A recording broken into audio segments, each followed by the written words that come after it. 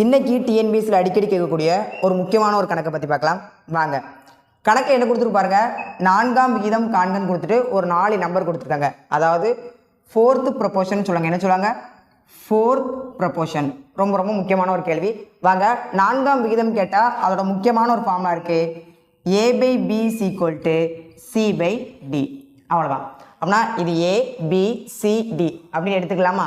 அப்படின்னா A = அளவு 3/7 = 15/D. நம்ம என்னதான் எடுத்துருக்கோம்னா X தான் எடுத்துருக்கோம். இப்போ வாங்க X ஈஸியாக கண்டுபிடிக்கலாம். X இங்கே வந்தால் மேலே வந்துடும். அதாவது வகுத்தில் இருக்கிறதுங்க என்னது மேலே வந்துடும். ஆல்ரெடி இங்கே எனக்கு 15 இருக்குது இன்ட்டு இது கூட வந்து ரெசிப்ரோக்கலாக தலைகீழாக மாறும். அப்படின்னா என்ன கிடைக்கும் பார்த்தீங்கன்னா 7/3 கிடைக்கும். இப்போ நான் அடி கொடுத்தனா இங்கே 5 கிடைக்கும். 5ஐயும் 7ஐயும் மல்டிப்ளை பண்ணால் எனக்கு என்ன கிடைக்கும் பார்த்தீங்கன்னா 35.